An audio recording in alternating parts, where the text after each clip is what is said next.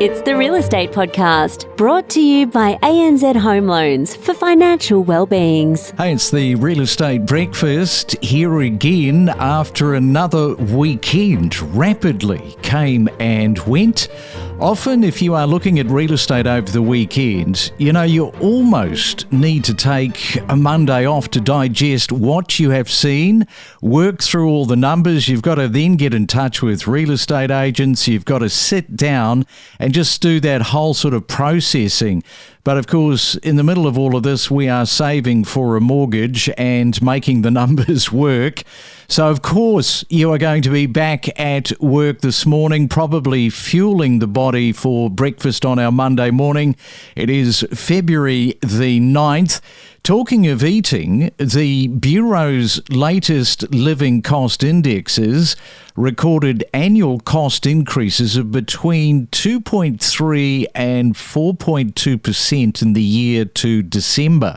Now, when you strip the numbers back, this really lands in everyday life. Living costs went up for everyone last year, but not evenly. If you are on wages, things did ease a little thanks to lower mortgage costs. If you're on government payments, it's been tough. You've got the power bills especially, which have bitten hard. While some households finally caught their breath, others are still feeling very much squeezed every single week. As we right now take you to Perth, we are going to catch up with Jarrad Mahon from Investors Edge Real Estate.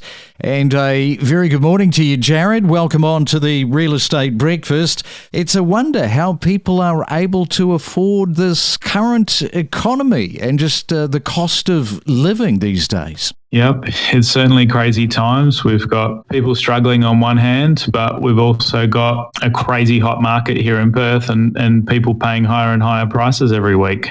Yeah, it's still pretty much running hot, isn't it? The Perth property market, it is hitting these record highs. Buyers are moving fast on quality properties and vendors are benefiting from, which is an interesting point. The vendors are, without question, they're benefiting from this imbalance in the market. Yeah, well, we're 50% down on the number of listings that we had a year ago at the moment. That just goes to show you how tight things are. And over the last 4 months, my average selling price above asking has been $72,000. And I'm already pushing the asking price quite high. On some cases, it's just been really extreme. I mean, I had one on the weekend that sold for $250,000 above asking with 27 offers. I had one 2 weekends ago that sold for $325,000 above asking. We don't even know what price things may go to. It's, I guess, our job as the agent to push it and get as much as possible. And it is a great time for an owner to sell if they've wanted to. Low listings, they are deepening the Perth shortage. Then you've got the seller hesitation. Many owners are hesitant to list. They're worried about finding their next home in this very constrained market, which keeps listings at record lows and adds up towards pressure on the prices and the competition. Not that easy for people to sell their properties in this market because they're looking at where do we go to next and tend to often just sit there. It's really difficult for homeowners, especially that want to do an upgrade or a downsize, because they're very worried that if they sell their place, they're not going to find something in time. And of course, they can't make a subject to sale offer when they're competing against, 4 or 5 other offers minimum. And they can't go and rent in the market because it's so hard to find a rental still. So it's really jammed up and, it's a big juggling act, especially when I'm in the middle trying to help them not only sell and get a great price, but then know that they've found something. And so there's ways around it and things that we can do to try and smooth that all out, but it's still very difficult.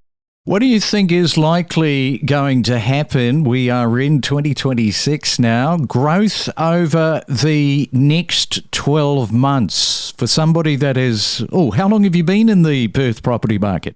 18 years now as a real estate agent and focused on investing and helping our clients. Been investing for 20 plus years myself, so know it intimately. Oh, that's good. So you're the right person to ask that question. So let's get the lens on for the next 12 months. Probably quite easy to read the market because it's heading in one direction. There's no brakes that are going to be applied here. There's always a couple of little things that might slow us down that I'm keeping an eye on. We can touch on those in a minute. But I think looking at the different price points, anything that's $750 to $850K, which is really the sweet spot for first home buyers, their lending options cap out for the 5% lending option caps out at $850K. So we're really finding that that's the ceiling on where they're going to. That segment of the market, I think, is going to have 10 to 15% of growth further. Then the sub sort of 750, that's still very active. It's probably going to have more 10% growth. And then we've got the people that are upgrading from those price points into the higher price points and better locations in the sort of 850 to $1.2 million. I think that segment's going to have a solid 15%. And then the upper end's probably going to have 10% still. So you'd struggle to get under 10%, especially if you've got, a well-located property without any major negatives. We are talking to Jarrad Mahon from Perth this morning. When we come back after the break, I want to ask you, Jarrad, all about these investors that were coming in big time from interstate and just how busy that traffic is. We'll talk about that next. Every morning from 6 a.m, we bring you the latest real estate news with diverse perspectives from leading industry experts. We deliver the most property podcasts across Australia every week. Good morning to you, Eliza. Welcome back to the Real Estate Breakfast. You've just been talking to a friend of yours that has come back into Sydney, finding the difficult situation of where the market is at the moment. Yeah, so this is really interesting, and it ties into some recent news that we've seen over the past few weeks about the state of the rental market. The fact that vacancy rates are broadly still really tight across Australia. We've even seen a little bit of re-acceleration in the pace of rent growth. So the rate of growth was cooling down there for a bit. It's picking up a bit now. And it essentially means it's a landlord's market. So my colleague, he's an expat. He's come from the US, and he was somewhat appalled at the state of some of the rental properties that he was inspecting. So things like, curtains that had just been torn down, marks on the walls, marks on the carpet. And he was really surprised to see rental properties presented like that. But it's just, unfortunately, the state of the market that I guess not all landlords would bother to worry about that sort of thing because they don't really have to. Stay ahead of the competition with the latest news, insights and data analysis on the property podcast that keeps you informed. It is a Real Estate Monday, back after the weekend. We are in Perth talking to Jarrad about the local market and sort of heading in one direction at the moment. Yes, the interstate buyers, they were definitely rushing into the Perth property market last year. In fact, over the last few years. Just what are you observing maybe over the last 4 to 5 months in your market? Is that still going relatively strong? Well, we had investors probably driving about 70% of transactions around the median house price, and especially in lower prices in the quartile below the median for most of last year. But they started to die off a little bit across September onwards. So that very much switched the other way towards first home buyers driving our market, with around 70% of first home buyers being the ones that are securing properties in that sort of price points. And then of the 30%, we've seen local investors start to pick up and take off where the East Coast investors are leaving or not purchasing here as much anymore. So the local investors are probably 20% of that 30% of investors in the market at the moment. Now, you're talking about those first home buyers. What do you think, going to be the effect with the RBA this year? Because we have already got that 25 basis points being loaded on, and it's not going to be the only rate hike many economists are predicting. So where do you think that's going to land in your market? Well, we did see things starting to slow a bit and affordability biting from September of 2024 through to March of 25, when we actually had our first interest rate reduction last year in Feb. And that was really much needed. And it gave people confidence that, okay, things aren't going to keep going up with interest rates. We can plan ahead. We don't need to worry about what they might jump up to, because it's not just the one increase that people worry about. It's where might we be in a year or two if we get a number of them. So it's going to be very interesting to see how this plays out, because I think it's going to take a bit of the craziness out of some of the buyers that are just, offering without any reservation that, they might miss out on a few properties, and then they go in guns blazing at the moment into the next offer that they get involved in. But I think this is going to give a few pause for thought, and initially the realisation is going to be, all right, maybe we're not seeing any further decreases, where we might be seeing increases, and can we afford what we're looking to buy?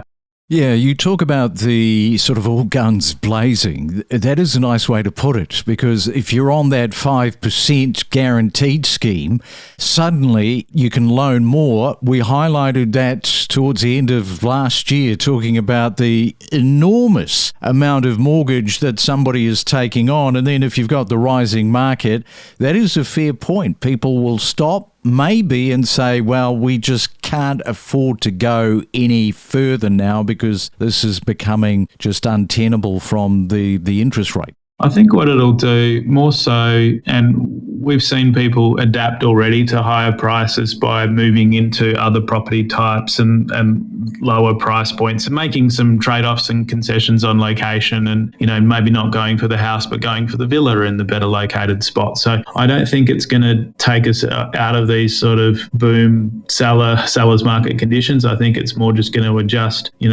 what people are looking for, mean that some people will have to trade off. And we've got the bank of mum and dad in the background, let's not forget. So that has really been propping things up and continuing to help that first home buyer generation get into the market. And I wouldn't be surprised if they'll be continuing to help ongoingly, just to give them a leg up and a shot at getting in.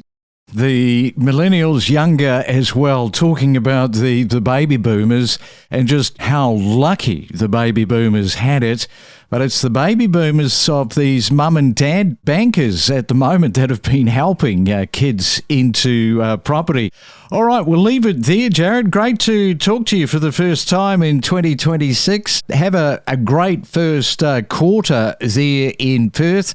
We'll be watching, of course, with a lot of interest. Have a great week. We don't just report on real estate news, we take you to the source of the information. We produce more property podcasts every week than anyone else. We are your trusted guide for all things real estate. People are sort of considering settlement's going to be in a year to 2 years' time, where they'll have to come up with the money, and then they're factoring in the growth. And they're saying, well, I can potentially secure a property without having to pay for it, whilst gaining that 5 to 10% growth. Most of the time you can get a container home fully installed for $120,000 plus the block of land, and it's a much faster turnaround time. So a lot of people are coming to us wanting to downsize and really take their life back and start living within their means. And the great thing about those stretches as well, from Broadbeach to Burleigh, we have a lot of these small commercial centres that up and down the stretch of the highway through there. It's a really nice place to live, and they've got the light rail coming in as well. So it's making it a lot of easy access and getting down into surface paradise. Coded message, I think, is that we should unfortunately probably expect another rise in May. The language that was being used by the governor and in the statement, I think we can take from that it's more likely than not that we probably will get another rate rise. We connect you to the best real estate information across Australia. The Real Estate Podcast.